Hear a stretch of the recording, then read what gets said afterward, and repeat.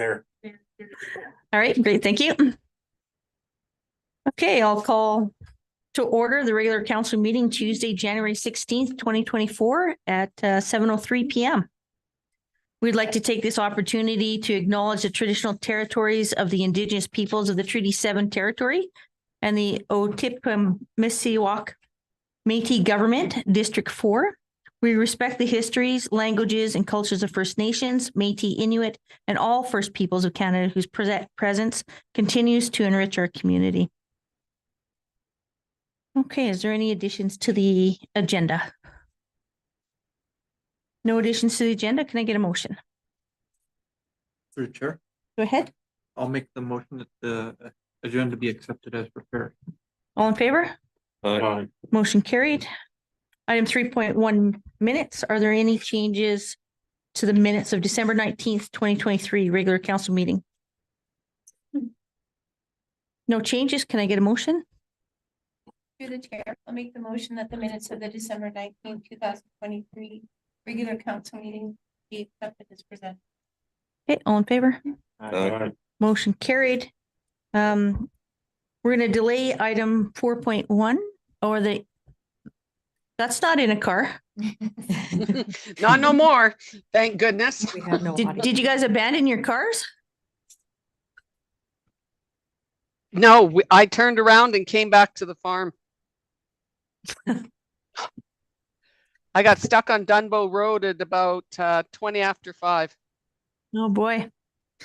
Okay, so we have a presentation by BDO Canada LLP external auditors. Go ahead. Okay, so do you want us, I'm not sure how it works with your Zoom there. Would you like us to share our screen? Like, what's up on your screen right now? Yeah. Yes, Okay, if you could share the screen, please, that would be great. Yeah, absolutely. So Morgan, if you can do that, just to make sure I don't crash here with my internet. And everyone just let us know when you can see Morgan's screen, which will be our audit planning report.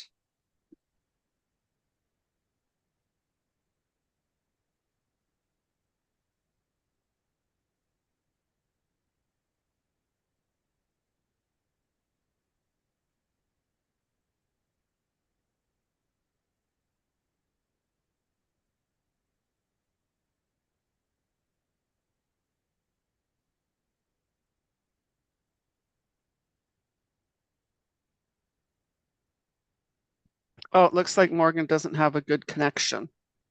Hello. Oh, there you are. Okay. Can you share your screen, Morgan? Yes.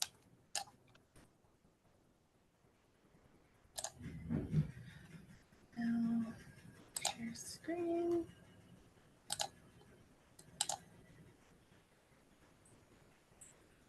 Can everyone see it? Mm-hmm. Perfect. Okay, so Morgan, if you can just go down to, let's talk about the team first. That will be on the audit. So the team this year consists again of myself, Morgan as your manager, and Roger as your audit senior. Alan Litster, who came out with me last year and whom you met, will still continue as our quality control partner on your file. And I just want to reiterate to the town of Crossfield that BDO is independent, that we have no holdings or anything within the town that would cause us an inability to perform our audit procedures and to issue an audit report. Next page, Morgan, and if you can go through the timeline that you and Amber have talked about and agreed to, that would be great. Yes, of course. So Amber and I actually just spoke about this, and we'd spoken about this earlier this year, but we are starting our interim work next week. So we have our interim trial balance, and then Amber will send across the general ledger and trial balance for, I guess, up to now. There's still some modules that aren't closed. And then our field work for year end is the last 2 weeks of March, which would be March 24th and 31st week. And then we are planning on releasing April. And once we know your board meeting, then we can work around that deadline. So any questions in regards to the timing, which is very similar to what we did in the prior year? Okay. I will pause at the end as well to make sure that there's no other questions. So I just want to remind everyone of the auditor's responsibilities in regards to the audited financial statements. We'll work with management to make sure they're issued on a timely basis. We will provide any management letter points should we feel there are points that would cause improvements or anything in your internal control processes. If we have any significant matters that come up during the course of the audit that require special attention, we would bring them to the attention of council right away. And if there are not, we will, in any event, report our significant audit findings at the end of our audit process. Next slide, please. I just want to remind you about the auditor's responsibilities in regard to fraud. As this is a financial statement audit, so we are opining on the overall reasonability of the financial statements as a whole. We may or may not detect fraud in our procedures. The reason being is that a lot of times fraud, there's collusion. The individuals that are perpetrating the fraud can be very, lack of a better word, sneaky in the way they're going about things. And we do not look at our materiality from the basis of fraud. However, having said that, should we find anything, we will make sure that we consult with council about it immediately.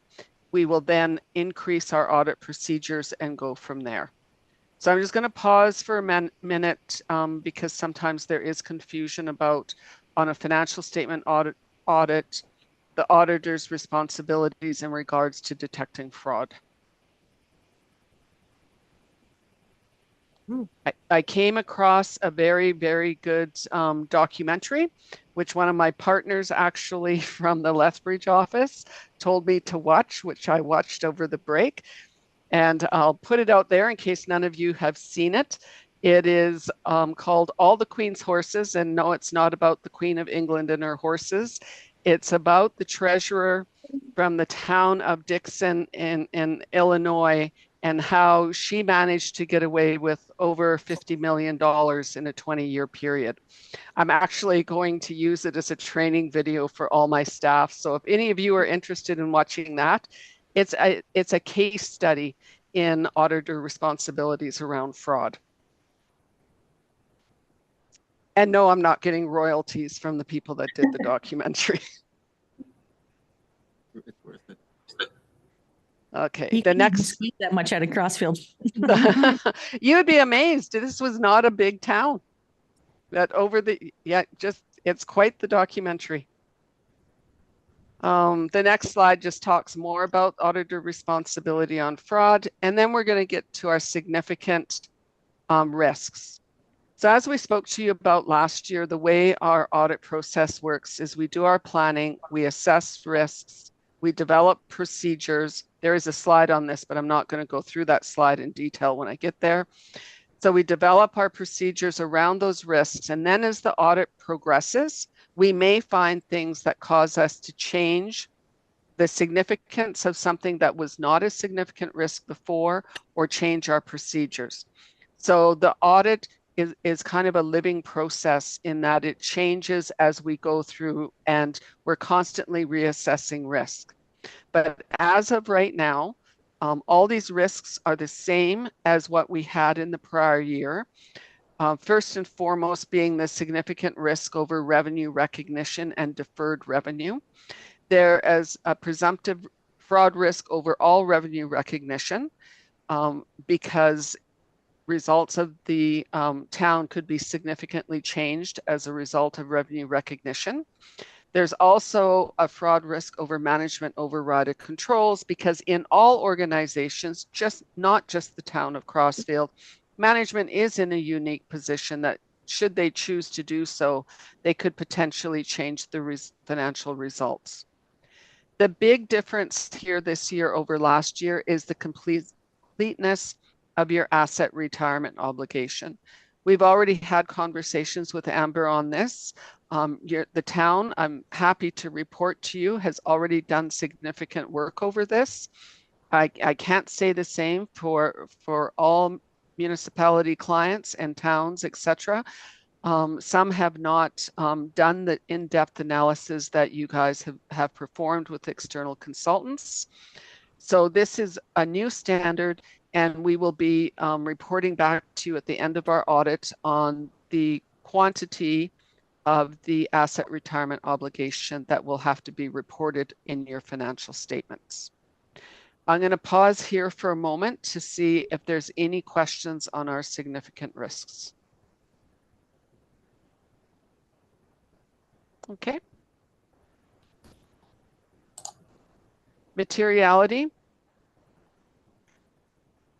We've determined materiality based on preliminary numbers, so this might change when we finalize the audit, and if it does, we will report the change materiality to you, is 2% of revenue, so 274,000. Now, I want to remind you that just because this is our overall financial statement materiality, we are not just looking at items 274,000 and greater.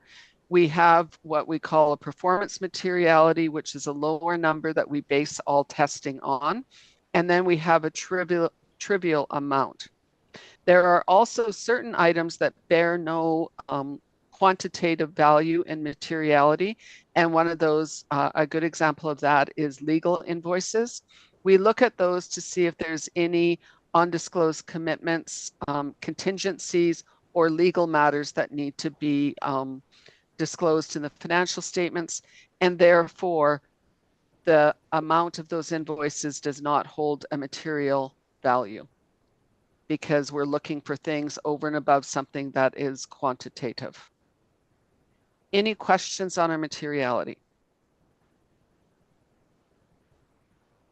Okay. This is just what I already talked to you guys about, our audit process, how we assess risk, and it's just a reiterative process until we can form a clean opinion on your financial statements. Next slide. You can go on BDO's intranet and look at our standards for quality. There are new standards in place over quality, which makes in the past, we had a little bit more leniency into doing additional work for entities that were not public companies, but now they're closing the gap even on items for non-public entities. We don't have any issues with the town of Crossfield in that regards, because the biggest thing that's causing changes this year is because we have to have a second set of eyes on financial statements if you don't take a stab at doing your own, and you do that. The next slides are just about our digital suites and our portal. If you can just go down all the way to the appendices, please, Morgan. I'll have to pull up, sorry, these ones don't have the appendix. So. Do you want me to flip my copy to you? I have, oh, there you go. yes. Yep. So this is our engagement letter, which has already been signed. As you can see, it was sent back in November. It outlines our fees, which are in line with our audit quote that we gave to you when you went out for RFP.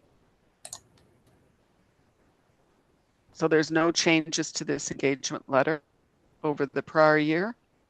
And that's it.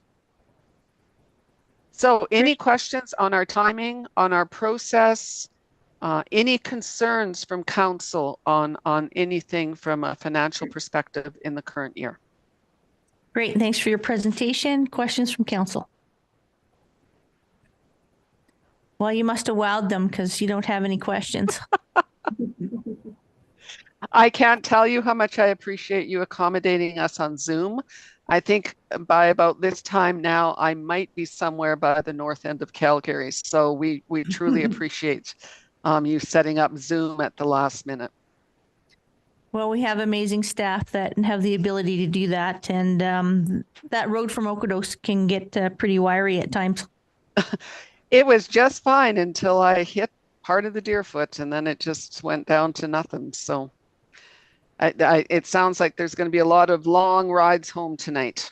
You guys stay safe. And if there's no questions, then we will sign off. Great. Thanks for your time. Take care. Thank you. Bye-bye. Okay, any discussion? No discussion. Can I get a motion? Through the chair. Councillor Brennan. I move that the BDO Canada LLP presentation be accepted as presented. All in favor? Aye. Motion carried. Peace Officer quarterly update. Worship, Honorable Council.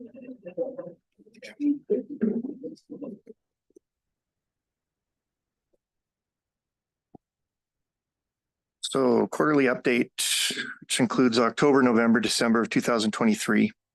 MU focus, ongoing focus and daily focus has been a visible presence and proactive identification of glaring town of Crossfield bylaw infractions of residential business properties, town properties, infrastructure, as well as observable safety risks, public safety concerns, and calls for service. The calls vary from day to day. Highlighted some of the more active type complaints or enforcement that I'm seeing here. So parking, which includes anywhere within the municipality, parking facing traffic within designated stalls in a manner that obstructs driveways, parking on private property, abandoned vehicles and unattached trailers on the street or roadway. The other one is construction traffic in Iron Landing and Vista Crossing. For this, municipal enforcement has been responsible for responding to questions and concerns regarding activity and expected routes of the residents, as well as ensuring compliance of the contractors through education and occasionally, but not very often, fortunately, through enforcement.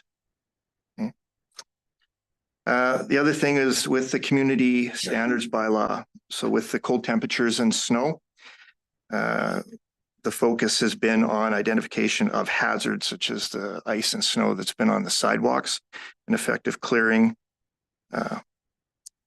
Should this be noted, MEU will make an immediate attempt to contact the property owner or the resident to get that cleared. And if we're unsuccessful of that within a reasonable time, so within hours, then the town operations will be sent out to clear that snow or ice. Use de-icing on it because it's such a risk for some of our residents when they're walking and causing a fall.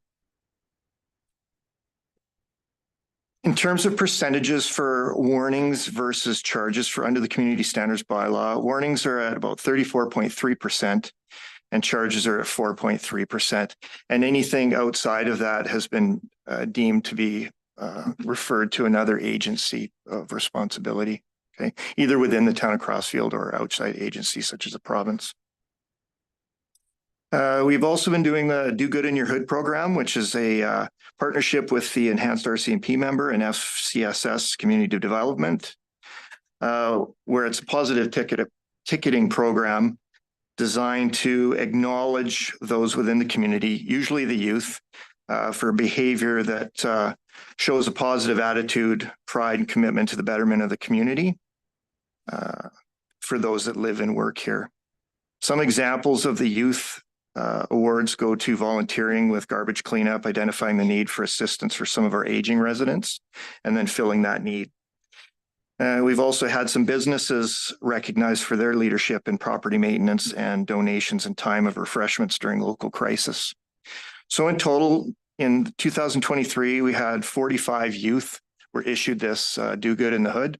We take photos of it. It's usually occurring at the schools, which is easy to find them and get them together. And then we've had 2 of the businesses in town. So there has been discussions of trying to expand that to some of the more adult population and see what we can do, but we haven't come to any decisions on that as of yet. We've also had some targeted enforcement. So there was discussion at the last meeting I was at about Limit Ave and Harrison Street. So we've deployed the digital speed sign, and it's been deployed on Limit Ave in both directions, east and west. And we did get some data back from those signs. And what we found was most vehicles adhere to the posted speed limit. Those that do not are anywhere between 3 to 10 kilometers over the posted speed limit, depending on where that sign is located. The higher rates that we've noticed, which in some cases can be significantly high, were between the hours of 1 a.m. and 3 a.m., where nobody's on the road, hopefully except them. We're utilizing that data and we're adjusting it from time to time, and we'll adjust it again with the change in season, because we're going to get different driving patterns depending on if it's snowing and icy outside or if it's a nice summer evening. In terms of my tolerance, or even Constable Leafler's tolerance for stopping someone for speed, it's been decreased to 11 kilometers over. We discussed this last time. This is defendable with the Crown. Other municipalities like the city of Calgary have an 11 over tolerance with their multi-nova cameras and their traffic units when they're doing stationary laser. So our speed limit's now 41 kilometers an hour. Is that what you're saying? 40. Yeah, yeah, you probably get away with 40. We have not to date noticed any noticeable increase in not guilty pleas or increased court appearances as a result of this. Car seat clinics, they're kind of ongoing in the last 3 months. This has been based on resident needs. So they'll contact us. They might be a new parent or someone who's now caring for one, and they'll just make an appointment and come into the fire hall where either myself or firefighter Beth Gabriel is trained as a car seat technician as well. And we'll go through it with them and make sure that it's installed correctly and make sure they have the education and tools to do it if they have to remove that seat to another vehicle and reinstall it themselves. 90% of the seats that we're inspecting, 90% are installed incorrectly. And that could be the use of the seat belts or the UAS, the universal attachment, or the location. If you've ever taken a look at some of the instructions for some of these car seats, you'd think it takes a university degree to understand some of it. Okay. Director of Emergency Management. So I recently took the DEM course offered by the province.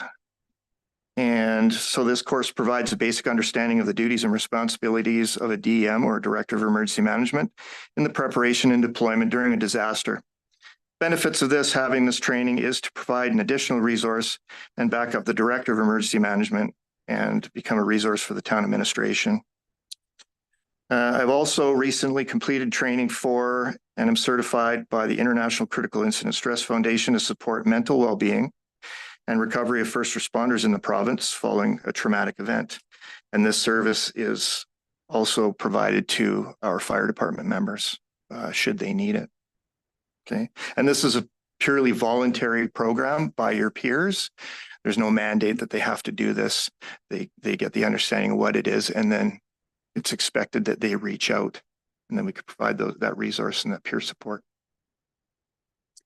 We had a bylaw student recently. This allowed municipal enforcement to work collaboratively on community standards bylaw, where we were focusing on alley cleanup this last year. And then numbering of the garages where they exit and enter off the alleyway. And this allowed for me to focus on other duties, such as traffic enforcement, so that we were able to get more done with what resources we had. Our intention is to continue with this program in the future, and future initiatives as to what the bylaw focus is going to be on will be determined at a later date, based on a needs assessment. So just a summary of the provincial offenses and the bylaws.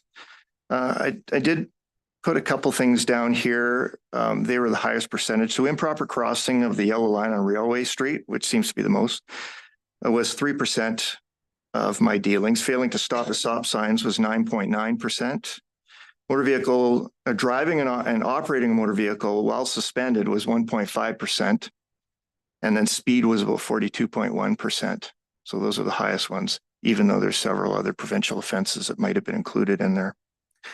For the bylaws, there was a total of 70 files for the last 3 months.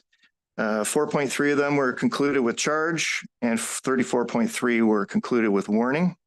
And then 14.3 were forwarded to other agencies and 4.3 were determined to be unfounded. So there was just no evidence that there was an offense. So anticipated 2024 initiatives, bike rodeos. That's where we get the little kids out there on their bicycles and teach them bike safety. Make sure that their bikes and their helmets are appropriate for their size and that they're adjusted correctly. And it's an awareness thing for the parents as well, because they're usually the ones that are attending with them or watching them while they ride their bikes. Car seat clinic, where we can set up and have appointments for people to come in. And if there's not a lot of them, if we happen to find anybody who's got car seats in there and little children, they might get pulled in quickly just so we can make sure that they are compliant, and these are a no ticket zone. So if we find outrageous offenses when it comes to this, they get a free pass because we're going to fix it. And we're going to make sure that everybody's safe when they leave that stop. Collaborative joint force operations with the enhanced RCMP member and Airdrie detachment. Some focused pedestrian safety, check stops, seatbelt, child restraints, vehicle safety, and community standards initiatives, like I said, which will be determined at a later time. Excellent. Thanks so much. Great presentation. I like the format. So thank you all. Questions for Trevor? Through the chair. Go ahead, Councillor Knight. I know you attended the last council meeting when we had some concern about limit. On the documentation of those digital boards, have we noticed a reduction of speeds by putting both of those devices on limit right now? Have we seen a lowering of speeds? I haven't noticed any lowering of speeds. They've always been consistent. Like I said, even with the data here, I've always seen about the 3 to 10. On average, people are doing 10 or 11 over, and that's pretty much what I'm seeing there. And I haven't seen a change with that. Okay, because it seemed like the day of that, I mean, I think the concern was more like they were driving 60, 70, 80, 90. So just curious what our data is providing back to the residents. For when I'm hearing what I'm seeing, the data supports my observations over the long run. Yeah. Just thank you for that. And I think you're bang on when you said it all depends on what time of the year it is too. Whether it's like the summer and those early morning hours, or if it's winter. So we could see over a year period of time, collect all of that data, and we should be able to see the trends. Absolutely. Trevor, I just wanted to know on your collaborative joint force operations with enhanced RCMP member and Airdrie, what types of things would that be? So depending on the season, so right around the Christmas season before I went off on holidays, Constable Lafleur and I did some checks where I was checking vehicle maintenance documents, and Constable Lafleur was giving everybody to provide a breath sample. So it was one of those, just a proactive way to make sure everybody knows that we're out there and remind them that drinking and driving is high risk and frowned upon by everybody. We do, again, just like with the targeted enforcement on Limit Ave, we've stationed ourselves where we're doing laser. We've stationed ourselves at other ends where we're both doing radar. We've situated ourselves at different stop signs or intersections where we can monitor people rolling through those stop signs. And most of the time, and this is just a stat right out of my head, 98% of the time it is a slow roll through. So it's that California stop versus the person that just wasn't paying attention at all. I had one of those recently, and she blew through one way. I stopped her. I gave her a ticket, and 15 minutes later, she blows through it the other direction. And she kept telling me how tired she was, so she got her license suspended for 24 hours. I didn't charge her the second time. I had some compassion, but she did get towed and did lose her license for 24 hours. Fair enough. So. Excellent. Any other questions for Trevor? Great. Thank you. Thank you. Thanks. Okay, no further questions. Can I get a motion? To the chair. Go ahead, Counselor Knight. I'll motion that the peace officers quarterly update be accepted as presented. All in favor? Aye. The motion carried. Thank you. Fire Department quarterly update. Chief, you're up. Thank you. Evening, your worship, council members. Thank you for inviting me to report on what's been going on with the fire department here as of late. The 2023, without a doubt, was a year of transition. Bringing on a full-time fire chief. It definitely brought new perspective to the department in a good way, positive way. Everybody was very excited about what this new individual is going to bring to the department. As within 2023, the department's gone through 527 calls for service. With that, medical, fire, and motor vehicles accidents, of course, have been some of our primary responses. As with past years as well, if you take a look at in Appendix A, it does show the call volume by type. In accordance to the difference between 2023 and 2022, there has been a slight reduction in call volume between those 2 years. 2022, we ended up with 597 calls. As I stated, this year we ended the year with 527. Some of the reductions that we found, some of the reasoning behind the reductions was reduction in MVCs from 2022 to 2023. Grass fires in 2022 were definitely up. We didn't get nearly as many grass fires here this past year. And also, we found that our coverage that we were doing in accordance with Airdrie to help their responses, that was also reduced as well. Okay. With that being said, that is still a substantial call volume for a town of this size and a department of this size. We will continue to look for efficiencies to help us continue on with that service to both the town and our partners. Continued relationship is a critical part of our business continuity. We do have agreements and mutual aid agreements with our supporting partners, our neighboring partners.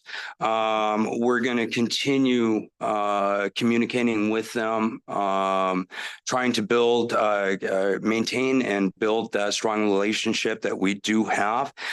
Some of the areas that we're going to be looking at here in 2024 are going to be, especially within the cross training, especially with our Madden neighbors and our Irricana neighbors, inviting them to come and partake in some of our training initiatives. And also just ensuring that we're having constant communication between the administration amongst the different departments around us, just to make sure that relationship remains strong. So the other side beyond that of emergency response, the department has a very strong passion of volunteerism within the town. We plan and are going to endure to maintain that. Our members very much enjoy that interaction with the town, with the community, and that's a very, very valuable thing to maintain. One of the things that we have brought back here in 2023 was the Santa Candy Cane Run. We modified it slightly this year, and we received some very, very good feedback regarding bringing that back the way we did, and primarily instead of doing door to door, just having a nice big parade for just before Christmas. Went over very, very well. So we're going to continue to endeavor to do that, and we maintain that outreach with community in that way. One of the other Christmas initiatives was the Christmas food hamper. Again, went very, very well. It was much had to do with one, the leadership of the program was very well set up. And not only that, but also the volunteers that came out and helped out. It's without those two entities being in play together, something as big as that initiative would never ever go through. So it was a very, very very well done initiative this year. So some of the other things that the department has also initiated and will be continuing to initiate into 2024. Of course, the level of service policy, the draft was presented to council for further discussion and decision. A focus on bolstering our membership. Doing a recruitment drive in late part of last year was definitely a priority. Happy to state that we do have the recruits that have gone through the initial process, and we are starting the onboarding and training process with them at this time. So at a total, we have 15 members, 15 new recruits that we are presently taking through the process. So one of the other priorities that we've had here this past year is taking a look at our records management system. We have implemented a new electronic, or will be implementing a new electronic records management system, something that is all-inclusive that will help us not only with our emergency run reports and recording, but also in areas of training and also with our logistical side of the department as well. So we've continued with our required maintenance and testing of our equipment, our pumps, our vehicle electrification equipment, our self-contained breathing apparatus, and so on. So we have been able to keep up to date with that as well this past year.